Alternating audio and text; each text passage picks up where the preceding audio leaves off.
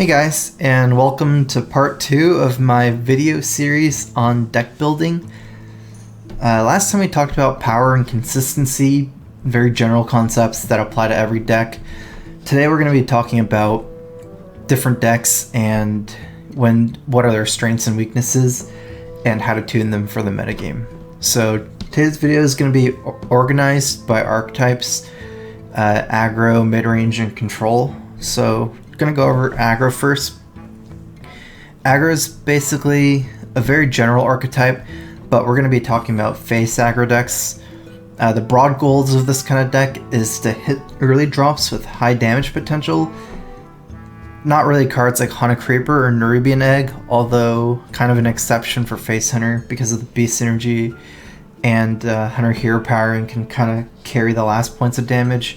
So basically you want 1 mana drops that do 2 damage, 2 mana drops that do 3 damage, or things that grow in attack power like Mana Worm, Tunnel Trog, or Undertaker of the old days.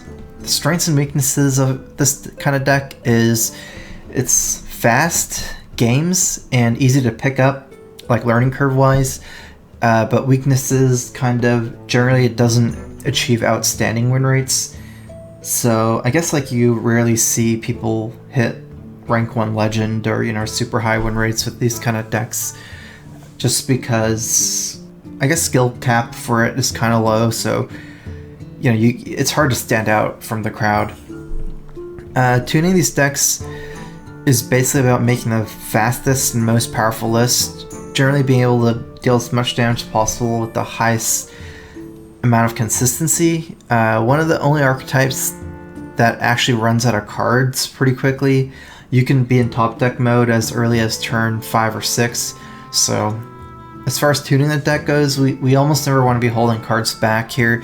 So situational cards like Big Game Hunter are pretty much never seen in these type of decks. And because we run out of cards quickly, we need high risk, high reward minions that do high damage instead of minions that are like stickier in a way. So we generally don't tune these decks based on the metagame, but rather if we want to play aggro, we find the most powerful aggro deck with the current card pool. There's not a lot of, I guess like when you build this kind of deck, you don't really account for like, the metagame is going to be 33% this, 20% this, and we want to add Big Game Hunter here, MC Tech here. It's just you kind of build the strongest, most aggro deck, and generally whichever one is the best is the most popular aggro deck. So right now, I guess Aggro Shaman is the best, maybe even more so than Face Hunter nowadays. So as far as mid-range / control decks, strengths and weaknesses, they're going to be more individual per deck, and it's often going to be about finding the best deck for the metagame. So next we're going to talk about mid-range. This is a style of deck that I'm going to categorize as focused around mid-range minions. So basically around 3 to 7 mana minions, and less focused on reactive play and more focused on a proactive mid-range or mid-game power spike. So like one of the main differences of mid-range and control is that it's a more proactive deck. You want to have tempo. These are tempo decks, and they don't play well from behind. Even though control decks also have a lot of 3 to 7 mana minions, they're definitely more reactive and have a lot more comeback mechanics, and I guess less about the mid-game power spike and more about something like grinding people out, or maybe like a late game combo or something. So the most common mid-range power spikes that we see today are things like Mysterious Challenger, Quartermaster, Force of Nature, Savage Roar combo, Flamewaker synergy, maybe various Zooish Warlock combos like Nerubian Egg things, or Hobgoblin / Sea Giant stuff. Even individual cards like Dr. Boom, Interion, or Highmane kind of count in this category.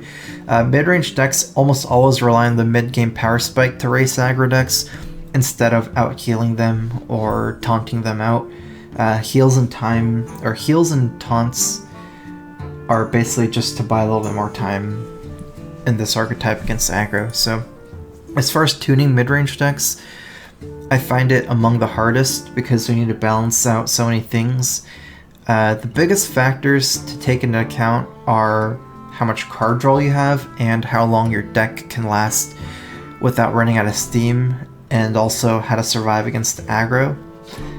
So these decks actually, they can and do run situational cards like Big Game Hunter, but sometimes you play these cards just for tempo instead of, for the situational value or battle cry. Specifically, what you want to do is make sure you hit your mid-game power spike frequently while being able to consistently curve out, and then we can add tech cards as needed. If you want to get into mathematics, like mathematical tuning of these decks, you want to kind of note your average hand size at certain points of the game and how likely it is for you to curve out while still holding on to situational cards like Big Game Hunter. Different mid-range decks can be extremely early or late game focused. Mid-range Paladin and Druid can often go into fatigue or close fit versus control decks, and decks like Secret Pally and Zoo/Hunter need to really kind of empty their hand by turn 10. So one of the things is you try to find general answers instead of extremely narrow situational cards if you can, if it works out for your deck. So cards like Peacekeeper and Keeper Voldeman could be ways for Secret Paladin to deal with big minions instead of Big Game Hunter, and cards like Power Overwhelming for Zoo or Sap and some kind of like Oil/Miracle Rogue is more common than BGH for the same reason in those decks.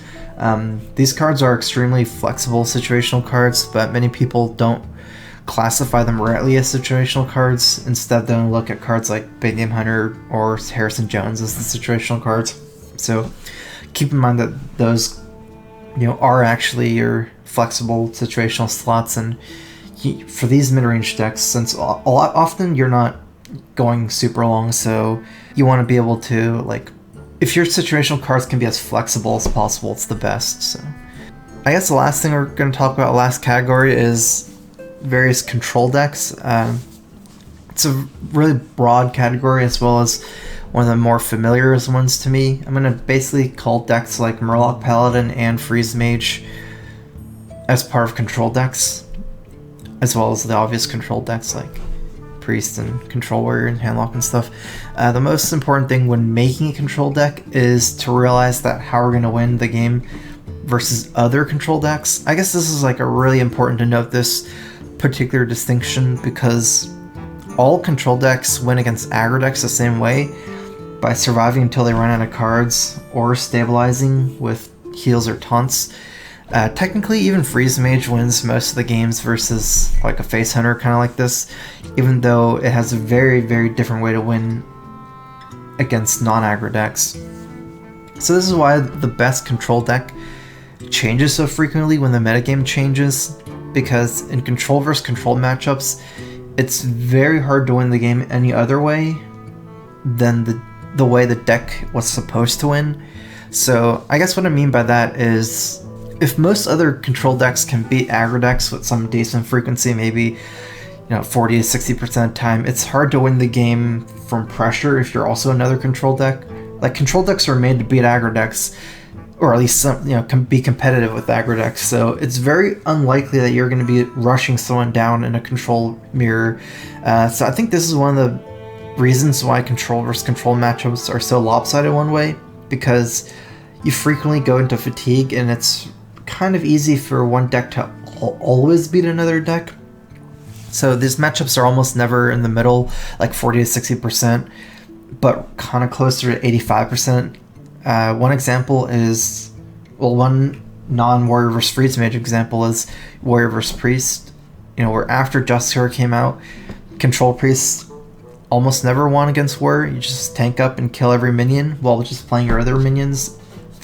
But kind of with the addition of Museum Curator and Entomb, it kind of shifted directly the opposite way, where Warrior's pretty much almost never going to be able to kill every threat, and it's really easy to fatigue out first because of the double Entomb, double Deathlord. So that's 4 cards that their deck is bigger than you, so you're going to start fatiguing 4 turns earlier if no one cycles. And then Museum Curators as well as Entomb being really hard to deal with because of the strong, 4 more big minions potentially as well. So As far as tuning control decks, each card that we add as a counter to other control decks, I feel like has to be extremely influential.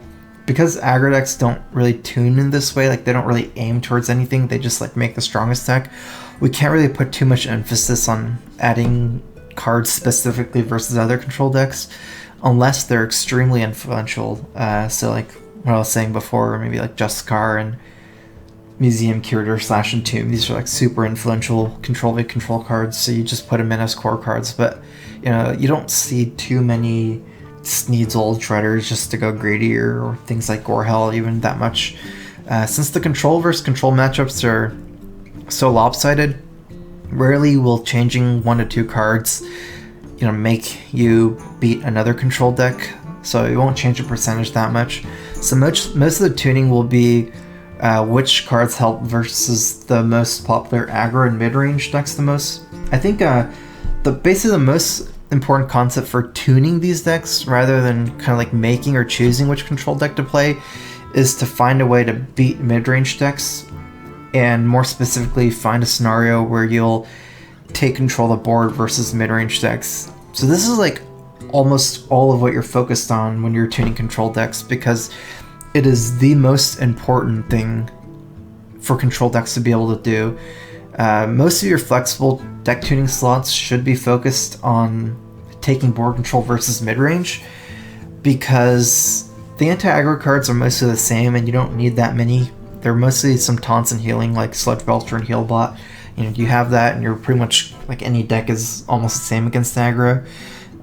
Mid-range decks, on the other hand, they almost never run out of steam like aggro, but they will generally lose to you if you can take initiative of the board, because they don't play well reactive. So different control decks have different ways they do that. Handlock generally plays like mana reduced big minions like Giants, Mountain or Molten, Twilight Drakes, and Void Callers, and like good cheap AoE swing removal like Hellfire. You know, Warrior relies on Fireworks and Death Spites, like the tempo efficiency of weapons, as well as the tempo efficiency of like their 1 mana situational removal, Execute, and Shield Slam. Priest kind of relies on circle combos, Cabal, Shadow Priest stuff, or AoE / like I guess early game nut draws, like anything into Velen's Chosen or something like Deathlord or something. There actually are extremely strong control decks versus other control decks, but oftentimes they kind of give up the ability to fight mid-range effectively. They kind of lack an ability to take over the board consistently versus mid-range. So like I guess decks like Grinder Mage or Murloc Paladin, and these are probably some of the strongest control v control decks in the game, but you know, they're not, I guess maybe they're not tier 1 decks because they kind of lack the way, like a consistent way to take over the board against mid-range. And I think that's like basically the most important thing when you're actually tuning control decks. You know, find a way to take control of the board against things like Secret Paladin and Druid and Zoo, because you know that's actually how you beat those decks. So these are just some things to keep in mind when you're building a deck. I'd say it's important to focus on the small details after the big picture of the deck comes along, and we can often find problems going by these guidelines. And if you want to find the best deck, these concepts help a lot for finding the best deck when the metagame changes. I guess that's all. Thanks for watching, guys. Hope you enjoyed the second part of my deck building series, and there should be more in the future. Alright, see you guys next time.